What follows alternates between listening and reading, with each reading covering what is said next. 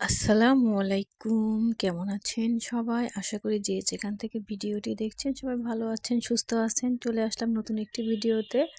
তো এই তো বন্ধুরা, আমি আজকে পিঠা খাবো। এটা আপনাদের দেখাবো। চারদিকে পিঠা খাওয়ার ধুম পড়ে গেছে। শীত মানেই পিঠের উৎসব। নতুন ধানের, নতুন চালের গুঁড়া পিঠা।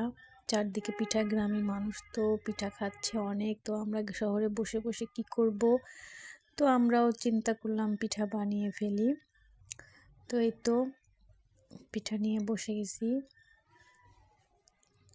ভিডিওটির কোনো অংশ যদি আপনাদের একটু ভালো লাগে থাকে তাহলে অবশ্যই চ্যানেলকে সাবস্ক্রাইব করে দিবেন, লাইক কমেন্ট শেয়ার করবেন, কেননা আপনাদের একটি লাইকই পারে আমার ভিডিওকে হাজার হাজার মানুষের কাছে পৌঁছে দিতে।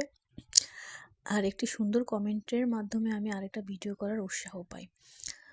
তো এই তো খাওয়া দাওয়া হচ্ছে। পিঠা, কে কে এরকম পিঠা খেতে পছন্দ করেন অবশ্যই কমেন্টে জানাবেন।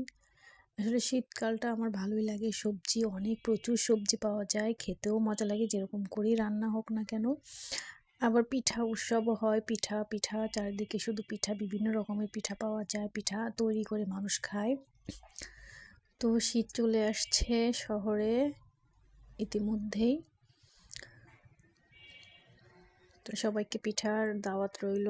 সবাই আসবেন পিঠা খেতে। নিজ নিজ দায়িত্বে পিঠা কিনে খাবেন, পিঠা বানিয়ে খাবেন বন্ধুরা।